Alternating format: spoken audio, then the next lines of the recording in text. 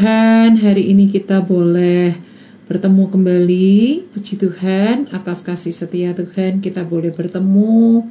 Atas pertolongan Tuhan, kita boleh sama-sama hari ini belajar materi yang sangat seru banget, yaitu buka dulu topengmu. Iya, puji Tuhan. Materi ini sudah kita selesaikan dalam termin yang terdahulu, yaitu termin 1. Nah, hari ini kita akan masuk dalam termin 2. Ya, dalam serialnya yang kedua. Baiklah, sebelum kita lebih lanjut akan belajar materi ini, kita akan berdoa terlebih dahulu ya, minta pertolongan Tuhan supaya kita bisa mempelajari materi ini dengan lebih baik lagi.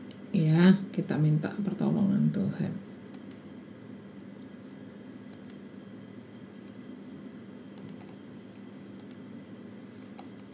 Baik, sebentar saya atur Zoom saya dulu, kenapa nggak mau dibuka ini semuanya. Oke, baik, kita akan berdoa dulu ya.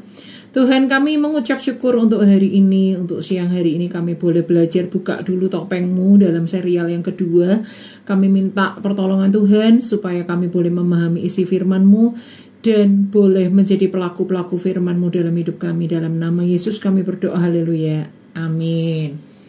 Baik, sepertinya saya harus memindahkan kamera saya ini, teman-teman, karena saya akan lebih banyak melihat ke arah sini ya. Oke.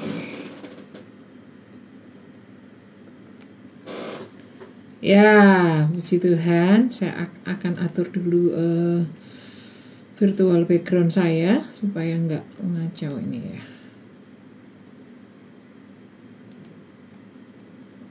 Oke.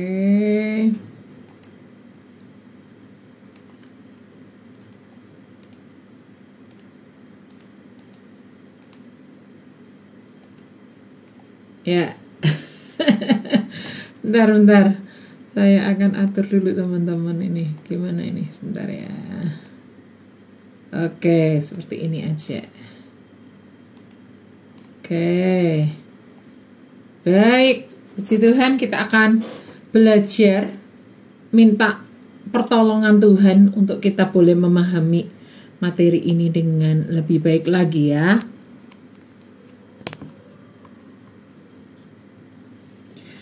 Kenapa kita kasih judul materi ini buka dulu topengmu? Karena memang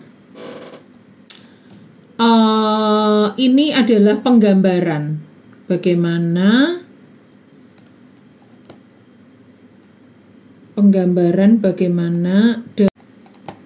caranya ini.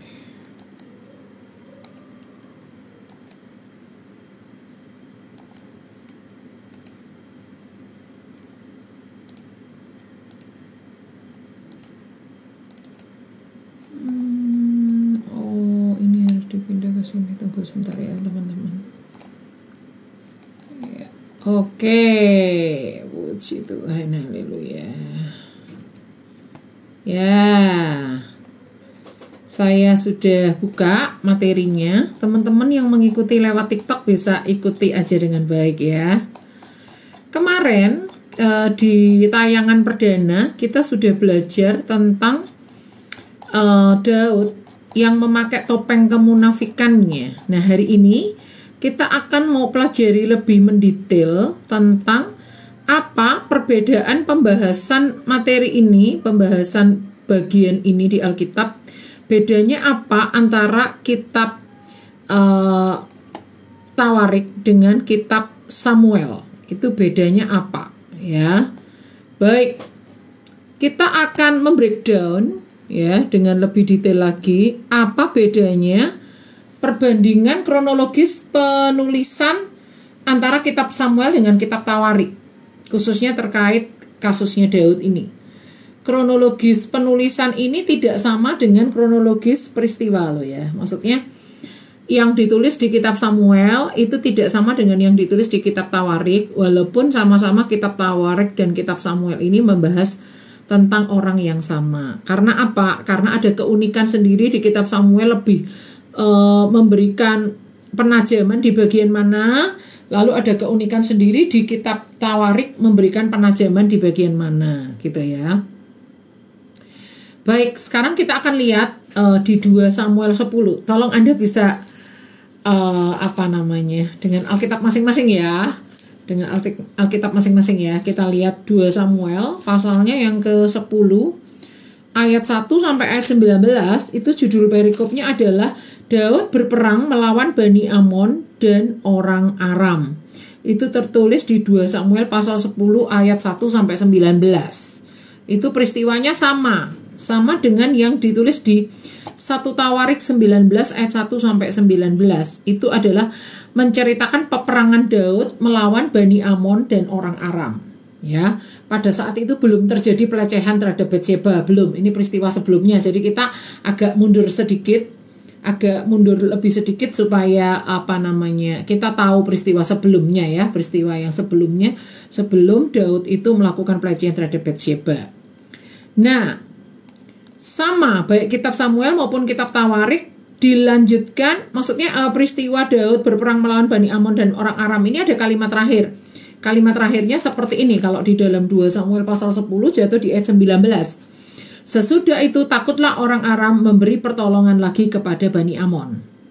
Sama di kitab Tawarik 19 ayat 1 sampai 19, di ayat 19 kebetulan kok ya sama-sama ayat 19 ya, mengatakan begini.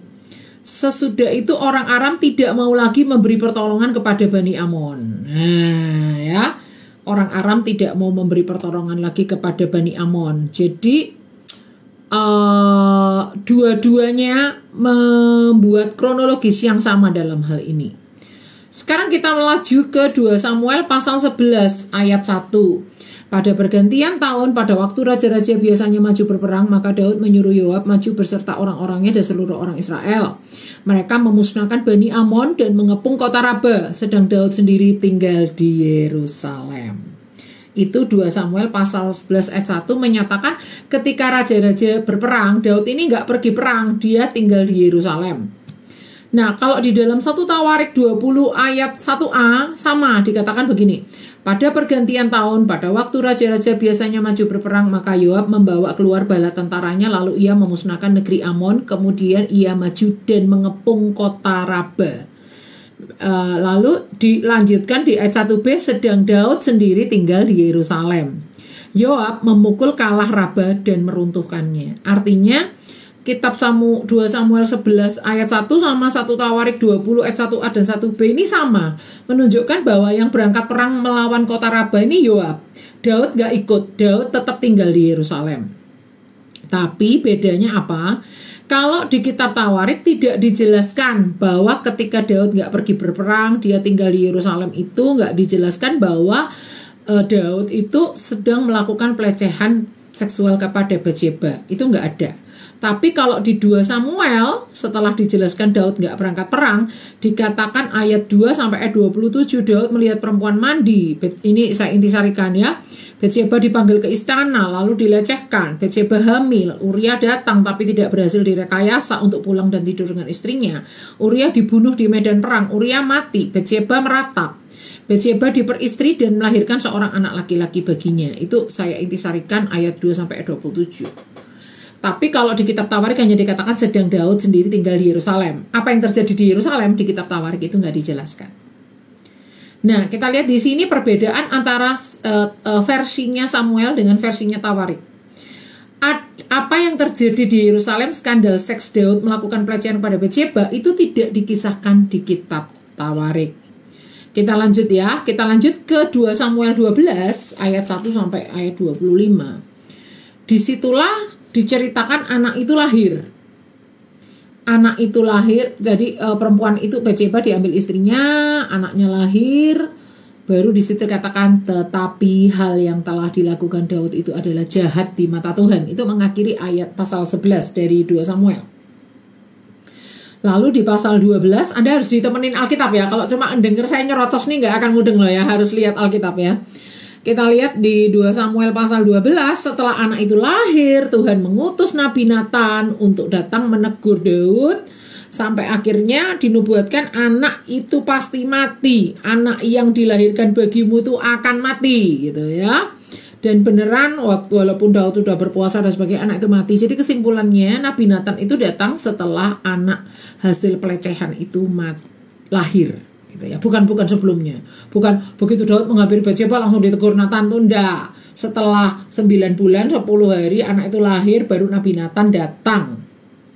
Nah, peringatan Tuhan lewat Nabi Nathan ketika menegur Daud ini juga tidak dikisahkan di kitab Tawarik. Sama sekali tidak dikisahkan.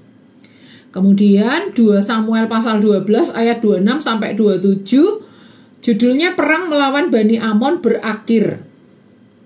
Dikatakan 2 Samuel 12 ayat 26 sampai 27 setelah Daud diperingatkan bla bla bla oleh Nabi Nathan, baru dikatakan Yoab berperang melawan Raba kota Bani Amon dan ia merebut kota kerajaan. Nah, jadi kalau kitab Samuel itu menjelaskan kisah kelahiran anak hasil pelecehan, kisah teguran Tuhan melalui Nabi Nathan, baru kemudian alurnya mundur. Jadi perhatikan kitab 2 Samuel ini dia pakai alur mundur. Jadi setelah diceritakan anak ini lahir, dia ditegur Nabi Nathan, baru menceritakan soal peperangan. Padahal peperangannya itu terjadinya waktu anak ini belum lahir. Ya, rupanya kitab Samuel menyelesaikan dulu kisah kelahiran anak hasil pelecehan seks Daud kepada Batsheba, lalu melanjutkan mengisahkan teguran Tuhan melalui Nabi Nathan.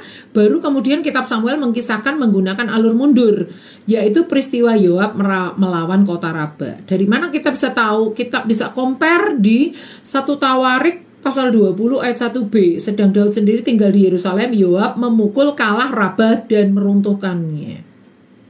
Jadi sama judul perikopnya, Perang Melawan Bani Amon Berakhir gitu ya. Oke. Berbeda dengan kitab Samuel, kitab Tawarik langsung menjelaskan bahwa sementara Daud di Yerusalem itulah Yoab pergi berperang melawan kota Raba. Disitulah yang tidak diceritakan di kitab Tawarik tapi diceritakan di kitab Samuel bahwa terjadi pelecehan seksual dari Daud kepada Batsheba. Jadi kitab Tawarik menjelaskan kronologis alur maju, dia nggak ada alur mundur, tapi peristiwa pelecehan dan kelahiran anak dan teguran Nabi Nathan itu nggak diceritakan. Hanya menceritakan Daud nggak ikut perang, lalu Yoab perang, lalu setelah itu diceritakan kronologis berikutnya. Jadi kitab Tawarik menjelaskan kronologis alur maju tidak terjadi oleh proses lahirnya anak hasil pelecehan seks Daud kepada Batsheba dan juga tidak terjadi oleh proses bagaimana setelah anak itu lahir Nabi Nathan datang menegur Daud. Lanjut masih di perikop perang melawan Bani Amon berakhir. Kalau di dalam 2 Samuel 12 ayat 26 sampai 31 diceritakan Yoab berperang melawan Raba kota Bani Amon dan ia merebut kota kerajaan. Nah, perhatikan nih yang saya cetak tebal.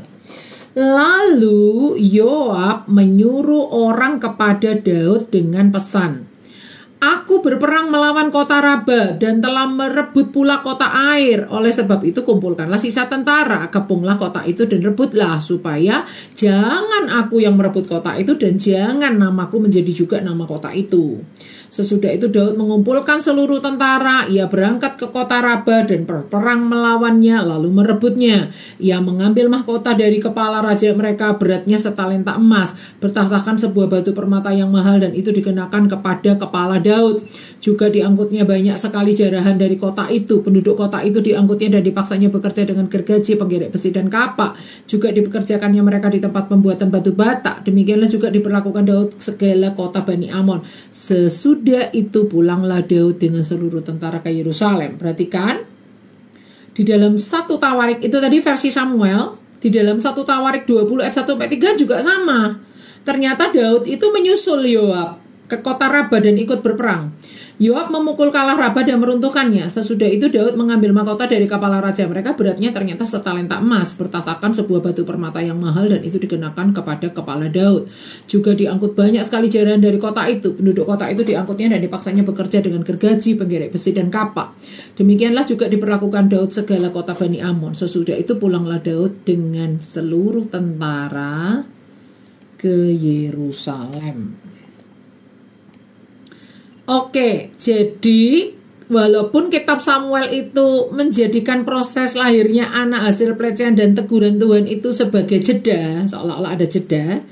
Namun kita bisa ketahui di kitab Tawarik bahwa setelah menikahi Batseba, kejadian berikutnya adalah Daud pergi ke medan perang sebelum anak itu lahir. Jadi setelah menikahi Batseba langsung pergi perang lagi, ya, bergabung dengan Yoab untuk meruntuhkan kota Raba. Nah, kalau itu versi kitab Samuel ya, ada jeda, makanya dia ada alur mundurnya. Tapi kalau di kitab Tawarik, urutan kronologisnya alur maju. Setelah menikahi Batseba, Daud datang ke medan perang karena dipanggil Yoab untuk meruntuhkan kota Raba. Tapi kalau di kitab Tawarik gak diceritakan kelahiran anak itu, kematian anak itu, teguran Nabi Nathan gak dijelaskan. Nah, masih di perang melawan Bani Amon berakhir. Kalau versi kitab 2 Samuel pasal 12 ayat 31, demikian juga diperlakukan Daud segala kota Bani Amon. Sesudah itu pulanglah Daud dengan seluruh tentara ke Yerusalem. Informasi yang sama juga bisa kita lihat di 1 Tawarik 20 ayat 3. Sesudah itu pulanglah Daud dengan seluruh tentara ke Yerusalem. Ya, informasi ini kenapa harus kita garis bawahi, harus dibold, harus dicetak tebal? Karena ini informasi yang penting. Kenapa? Perintahnya Daud kepada Yoab untuk menghitung bangsa Israel itu terjadinya di Yerusalem. Jadi setelah mereka merebut kota Raba, mereka berperang melawan kota Raba, itu Daud, Yoab dan seluruh tentara balik ke Yerusalem. Nah, sampai di Yerusalem itulah baru Daud itu menyuruh Yoab pergi menghitung tentara Israel yang umurnya 20 tahun ke bawah. Nah, kalau Anda nggak paham, bisa ikut pengajaran saya yang sebelumnya ya. Buka dulu topengmu yang kedua. Yang pertama, di channel YouTube Grace Sumilat. Ya, baik. Nah, kenapa ini jadi info penting? Karena info ini adalah info yang penting karena kita tahu dari manalah Daud itu memberi perintah untuk menghitung bangsa Israel yang di bawah umur ya, sensus wajib militer yang keji, perintah yang keji ya. Harusnya kan kalau tentara tuh harus 20 tahun ke atas lah, kok ini 20 tahun ke bawah kok suruh ngitung ya kan. Nah, itu perintah itu munculnya setelah mereka merebut kota Raba dan balik ke Yerusalem. Oke. Sekarang kalau setelah balik ke Yerusalem, kalau kita lihat di 2 Samuel pasal 13 sampai pasal 23, itu ada perbedaan mencolok antara kitab Samuel dengan kitab Tawarik. Kalau kitab Samuel itu menonjolkan biografi hidup Daud, bagaimana nubuatan-nubuatan Nabi Nathan, bagaimana hukuman-hukuman Tuhan atas Daud yang telah dinubuatkan oleh Nabi Nathan itu terjadi dalam hidup Daud. Ya, jadi sesampainya Daud di Yerusalem, peristiwa selanjutnya adalah perintah kepada Yoab untuk mengadakan sensus militer keji. Yaitu di kitab Samuel ini tersamarkan. Perintah Daud kepada Yoab ini menjadi tersamarkan. Karena apa? Karena kitab Samuel lebih menekankan kronologis peristiwa-peristiwa yang dialami oleh keluarga Daud, oleh yang terjadi di dalam biografi hidupnya Daud sebagai penggenapan nubuatan Nabi Nathan yang Tuhan pakai untuk menyampaikan hukuman-hukuman Tuhan karena Daud telah melakukan apa yang jahat di mata Tuhan. Apa aja sih yang dinubuatkan? Pedang tidak akan menyingkir dari keturunanmu, ya kan? Malapetaka akan kutimpakan ke atasmu yang datang dari kaum keluargamu sendiri, dan istri-istrimu akan diberikan pada orang lain. Orang itu akan tidur dengan istri-istrimu di siang hari.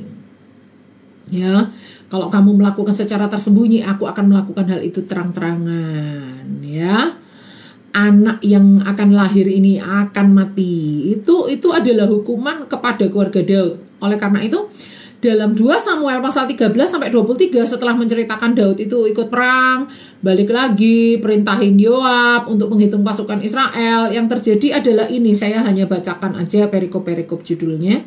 Amnon dan Tamar. Amnon dibunuh Absalom. Absalom melarikan diri, Absalom kembali, Absalom mengadakan persepakatan gelap, Daud melarikan diri dari Yerusalem, Daud bertemu dengan Siba, Simei mengutuki Daud, Husai dan Ahitofel menghadap Absalom, nasihat Ahitofel digagalkan oleh nasihat Husai. Daud ke Mahanaim, Absalom terpukul kalah dan mati. Kabar kematian Absalom disampaikan kepada Daud, kesedihan Daud, pemikiran untuk membawa Daud kembali. Raja berangkat pulang. Raja berangkat. Lalu pulang Simei. Oh ya. Jadi disongsong lagi sama orang bernama Simei, ya. Simei.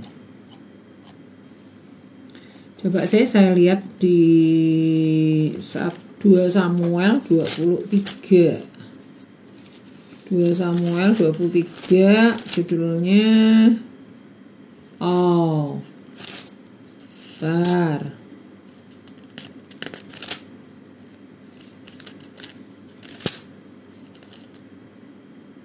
Raja berangkat pulang, Simei menyongsong raja. Oh ya, sebentar saya bentar teman-teman, ini membuat bingung, ini saya edit sekalian ya. Simei menyongsong raja, Mephiboset menyongsong raja, Bersilai ikut mengantarkan raja, orang-orang Israel dan orang-orang Yehuda mempertengkarkan raja, pemberontakan Seba, pegawai-pegawai Daud, orang-orang Gibeon dan keluarga Saul, peperangan melawan orang Israel, nyanyian syukur Daud, perkataan Daud yang terakhir. Itu adalah judul-judul perikop yang lebih mengedepankan, kalau di kitab Samuel itu adalah biografi hidup Daud setelah dia jatuh dalam dosa, nubuatan-nubuatan oleh Nabi Nathan itu tergenapi semua. Nah, cerita-cerita ini semua, nubuatan-nubuatan Nabi Nathan ini nggak ada dicatat di kitab Tawarik sama sekali, nggak ada. Perikop dari Amnon dan Tamar dan seterusnya ini nggak ada di kitab Tawarik. Di kitab Tawarik tidak menekankan biografi hidup Daud setelah dia jatuh dalam dosa pelecehan terhadap Bathsheba. Oke ya, itu berarti sampai di 2 Samuel pasal 23. Apa yang terjadi dengan 2 Samuel pasal 24? Kita akan lihat ya. 2 Samuel 24. Oke, ini saya salah ngetiknya 1 Samuel. 2 Samuel 24 ya. 2 Samuel 24 itu judulnya pendaftaran dan hukuman. Nah, kalau pasal-pasal yang banyak tadi nggak ada tercantum di Tawarik, Tawarik langsung habis membahas tentang balik ke Yerusalem, perintah kepada Yoab, itu kita temui di 1 Tawarik 20, langsung kronologisnya di 1 Tawarik pasal 21, itu lanjutan peristiwanya. Setelah memerangi kota Raba, setelah Daud balik ke Yerusalem, ya. Jadi kitab Tawarik lebih kronologis karena tidak terjeda oleh penjelasan apa akibat dosa Daud sebagai seorang pribadi, seorang suami, seorang ayah pada keluarganya. Kitab Tawarik lebih menonjolkan Daud sebagai seorang raja, seorang pemimpin peperangan, seorang pemimpin negara. Peperangan melawan kota Raba telah terjadi di mana Daud bergabung di peperangan ini setelah dia dipanggil oleh Yoab. Daud perang dalam keadaan melakukan apa yang jahat di mata Tuhan. Lalu Daud balik ke Yerusalem. Sesampainya di Yerusalem, Daud memerintahkan Yoab untuk mengadakan sensus militer yang keji karena mendata anak di bawah 20 tahun. Sementara Yoab menghitung rakyat, maka Daud masih pergi-pergi lagi meninggalkan Yerusalem dan masuk dalam beberapa peperangan. Petunjuk tempat di sini sangat penting, yaitu kembali ke Yerusalem, lalu ada perintah pada Yoab. Oleh karena itu pada kitab Tawarik juga ada alur mundur atau semacam lampiran. Jadi kronologis peristiwanya kayak gini kalau versi Tawarik ya. Perang melawan kota Raba lalu pulang ke Yerusalem. Apa yang terjadi di Yerusalem itulah dibahas secara khusus di 1 Tawarik pasal 21. Pengutusan Yoab untuk melakukan sensus militer keji yang berlangsung selama 9 bulan 20 hari. Nah, ini dijelaskan oleh kitab Tawarik. Berapa waktu yang dibutuhkan oleh Yoab untuk melakukan sensus militer keji adalah 9 bulan 20 hari. Sementara sensus itu dilakukan oleh Yoab, maka Daud masih melanjutkan perang ke beberapa tempat lain bersama pasukan lainnya tanpa Yoab. Dicatat bersama dengan lanjutan catatan peperangan melawan kota Raba, yaitu di 1 Tawarik 20 ayat 4-8, yaitu melanjutkan perang melawan Filistin. Jadi Daud berperang melawan Filistin dan sensus militer itu berjalan bersama. Jadi di sisi yang sini Daud pergi berperang, di sisi yang lain Yoab pergi menghitung. itu waktunya bersama-sama. Ya. Tapi mana yang ditulis dulu ya suka-suka lah, karena waktunya berjalan bersama, mau ditulis yang mana dulu sama aja ya kan. Pada pasal-pasal setelah itu tidak dibahas keluarga Daud, akibat Daud secara pribadi, tapi lebih ke akibat dosa Daud kepada umat Israel, karena dia sebagai seorang pemimpin perang menodai peperangan dengan pembunuhan berencana atas prajuritnya sendiri, merampas istri prajuritnya sendiri. Itulah sebabnya Daud melakukan apa yang jahat di mata Tuhan, sehingga Tuhan berbalik melawan umatnya sendiri. Nah, itu ya. Nah, kalau lanjut ke 2 Samuel pasal 24, sebenarnya peristiwa ini terjadi setelah Daud memerangi kota Raba dan sampai di Yerusalem. Setelah mereka menjelajah seluruh negeri itu, sampailah mereka kembali ke Yerusalem setelah lewat 9 bulan 10 hari. Ini di kitab 2 Samuel. Jadi penulis kitab Samuel secara unik menuliskan peristiwa ini di bagian akhir. Seolah-olah itu terjadi di hari tuanya Daud. Menjelang Daud mati kan ada kata-kata terakhir tuh, baru dibahas pendaftaran dan hukuman. Padahal kisah hidup Daud itu masih panjang. Ada persiapan pembangunan Bait Allah ya, yang ditulis di kitab Raja-Raja ya. Lalu kalau kita membaca kitab Samuel ini, seolah-olah pendaftaran dan hukuman itu nanti di hari tua Daud. Kita nggak tahu kalau itu sebenarnya enggak. Itu masih jauh sebelum hari tuanya ya, masih setelah dia melakukan pelecehan kepada Batseba, anak yang dilahirkan tuh mati, terus menghampiri lagi Batseba, lahirlah Salomo. Padahal Salomo itu nanti di hari tua Daud yang menggantikan Daud untuk membangun Bait Allah. Itu kan berarti masih panjang jangka waktunya ya kan. Tapi kitab Samuel itu menuliskannya memang seperti itu, pendaftaran dan hukuman dia taruh di pasal-pasal yang akhir. Padahal itu bukan terjadi di hari tua Daud. Secara terlepas peristiwa ini tetap dibahas atau dikisahkan, karena setelah panjang lebar membahas akibat dosa Daud yang terjadi pada keluarganya, maka peristiwa pendaftaran dan hukuman ini tetap harus dibahas sebelum kitab ini berakhir. Karena ini adalah satu paket. Kenapa? Karena penulis kitab Samuel ingin menonjolkan akibat dosa Daud sebagai dosa pribadi, dosa seorang ayah, dosa seorang suami, dosa seorang pria, dosa seorang umat Tuhan, seorang umat pilihan Tuhan, bukan secara pemimpin perang, bukan secara seorang raja. Tapi kalau kitab Tawarik menekankan dosa Daud sebagai seorang pemimpin perang, sebagai seorang raja. Nah, karena pendaftaran dan hukuman ini dibahas secara terpisah, maka kita berkecenderungan untuk tidak secara langsung mengkaitkan peristiwa ini dengan dosa Daud terhadap Uria dan keluarganya. Namun melihat korban jiwa yang sampai 70.000 orang, rasanya nggak mungkin penghukuman atas bangsa Israel ini tidak lepas dari dosa. Pasti ada dosa besar, pasti ada dosa spektakuler. Ya. Oke, setelah kita tahu bahwa ini sebenarnya adalah dosa kemunafikannya Daud, gimana dia balik ke medan perang dengan tetap menyimpan dosa yang jahat di mata Tuhan. Oke. Jadi kita lihat di sini memang berbeda. Kitab Samuel itu lebih menekankan kronologis biografi Daud dan bagaimana nubuatan-nubuatan Nabi Nathan itu digenapi. Sedangkan di kitab Tawarik itu lebih mengedepankan Daud sebagai seorang raja dan sebagai seorang pemimpin perang. Kalau di Samuel lebih menekankan Daud sebagai seorang ayah, sebagai seorang kepala keluarga gitu ya. Oke, sekarang kita lihat lanjutannya. Di 2 Samuel 24 ayat 18 sampai 25 ya, kita akan lihat ya, 2 Samuel 24 ayat 18 sampai ayat 25. Kitab Samuel diakhiri dengan berhentinya tulah Tuhan atas bangsa Israel yang menewaskan 70.000 orang setelah Daud menaikkan doa untuk negeri itu. Sedangkan di 1 Tawarik 21 berhentinya tulah atas bangsa Israel tidak menjadi penutup kitab Tawarik, justru menjadi satu awal. Jadi kalau kitab Samuel diakhiri dengan mesbah didirikan, tulah berhenti. Tapi kalau di kitab Tawarik itu bukan penutupnya kitab 1 Tawarik, justru itu masih awal, di mana setelah peristiwa itu ada persiapan pendirian Bait Allah. Ya. Oke, saya baca di sini. Berhentinya tulah atas bangsa Israel ini telah menjadi penutup kitab, tidak menjadi penutup kitab Tawarik, justru menjadi satu awal untuk kelanjutan Daud menjadikan ladang ornan yang dibeli untuk pendamaian itu menjadi tempat untuk rumah Tuhan didirikan. Pada saat peristiwa ini terjadi, Salomo sudah ada dalam kandungan Batsyeba. Jadi ketika terjadi peristiwa penghukuman itu secara perhitungan yang pernah saya lakukan di seri 1 kemarin, sebenarnya Batsyeba sudah hamil Salomo ya.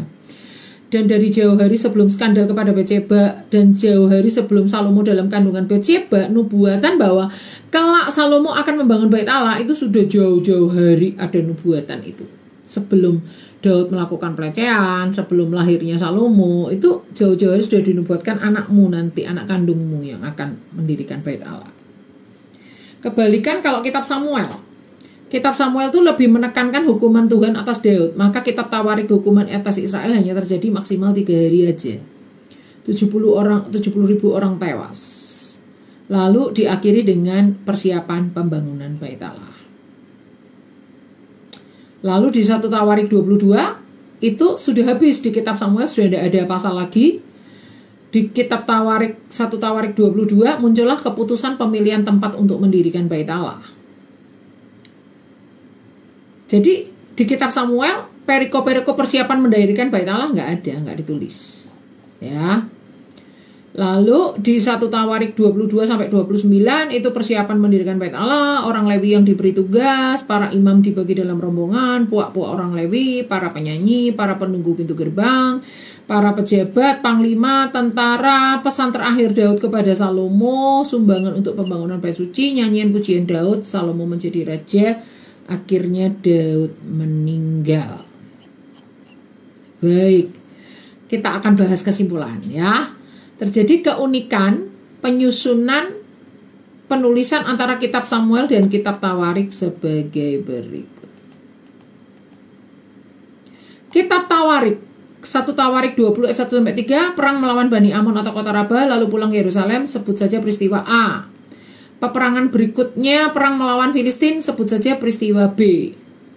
Nah, peperangan ini ditulis beruntun dari ayat 3 nyambung ke ayat 4. Itu dalam versi Tawarik ya. Baru lampirannya dijelaskan pendaftaran dan hukuman di pasal 21. Sebut saja peristiwa B, yaitu peperangan itu terjadi, peperangan lawan Filistin itu terjadi. Pada saat itulah Yoab melakukan sensus. Ya.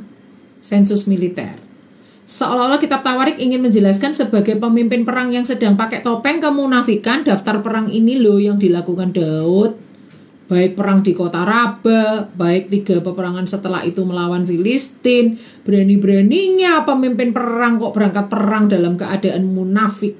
Ya. Tapi peristiwa Daud, apa yang dilakukan setelah dia melihat orang mandi di soto istana, itu tidak dijelaskan sama sekali oleh kitab Tawarik, tapi didetailkan oleh kitab Samuel. Nah, sekarang kita beralih ke kitab Samuel. Kitab Samuel malah start dari apa yang terjadi saat Daud nggak berangkat perang, lalu terjadi pelecehan kepada Batsyeba. Jelas-jelas disebutkan pada saat itu Yoab menyerang kota Raba. Tanpa menyebut dulu bahwa Batsyeba dinikahi, Daud menyusul ke kota Raba untuk bergabung dengan Yoab. Langsung kisah ini dilanjutkan dengan kandungan Batsyeba sampai pada kelahiran. Teguran Tuhan datang, Daud mengaku dosa, tulah datang anak ini mati.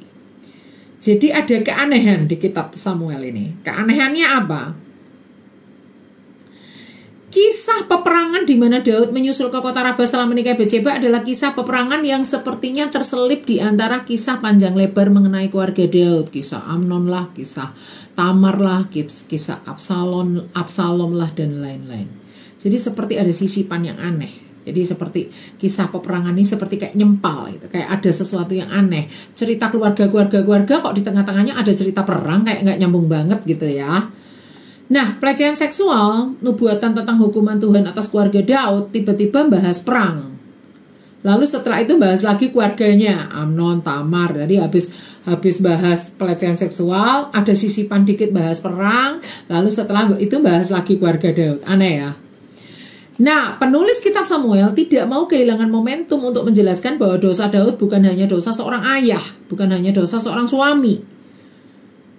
Bukan hanya dosa seorang pilihan Tuhan, bukan hanya dosa seorang yang sudah diangkat tinggi oleh Tuhan, tapi dosa Daud berikutnya adalah dosa seorang pemimpin perang yang semestinya menguduskan suatu peperangan, yang semestinya menjadikan suatu perang itu ajang untuk menyerang musuh, tetapi menjadikan peperangan itu suatu topeng bahwa dia seperti seolah-olah baik-baik saja, bahkan pasukannya mau ditambah dengan anak-anak di bawah umur, bahwa dia memerintahkan perhitungan anak di bawah umur seolah-olah mau menambah jajaran perang, mau ada proyek peperangan besar-besaran ini dan seterusnya dan seterusnya. Menjadi satu pencitraan untuk menutupi untuk mempertahankan harga dirinya di hadapan rakyat gitu ya. Setiap kali rakyat tahu Daud perang, mereka taunya Daud itu dalam keadaan baik. Nggak pernah ada pemimpin perang yang berani melakukan sesuatu yang jahat di mata Tuhan, tapi tetap berangkat perang, karena itu adalah sesuatu yang sangat berbahaya. Nah, seolah-olah pernikahannya dengan Batseba adalah pernikahan bijaksana, karena menolong janda dari prajuritnya yang mati di medan laga ya. Nggak pernah ada yang tahu pelecehannya yang sungguh keji. Bahkan pembunuhan atas Uria juga nggak pernah ada yang tahu bahwa itu adalah rekayasa perang. Peperangan setelah menghancurkan kota Raba, bila di kitab Tawarik langsung dilanjutkan dengan peperangan-peperangan berikutnya melawan Filistin. Uniknya di kitab Samuel tidak demikian.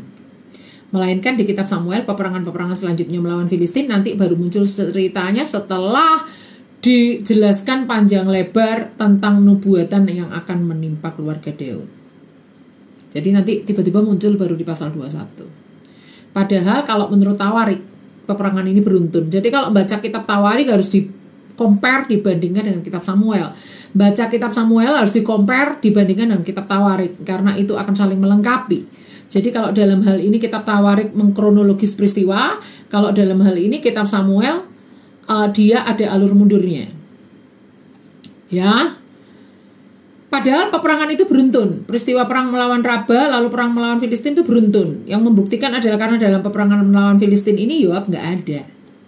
Padahal setelah mereka balik ke Yerusalem kan Yoab disuruh menghitung. Berarti kalau peperangan berikutnya Yoab nggak ada, berarti peperangan berikutnya itu nggak nunggu Yoab pulang. Tapi sementara Yoab pergi menghitung, mengadakan sensus perang, sensus militer, disitulah Daud yang memimpin.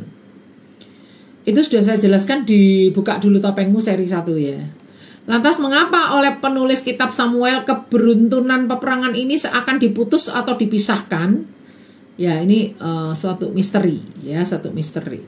Mungkin di sini Tuhan mau menunjukkan mungkin loh ya ada satu pesan eksplisit di sini, implisit di sini bahwa dalam kemahatauan Tuhan tuh udah tahu kalau Daud tuh disuruh milih 3 hukuman, dia akan memilih daripada lari daripada lawan, terus dikejar oleh pedang musuh, lebih baik jatuh ke tangan Tuhan.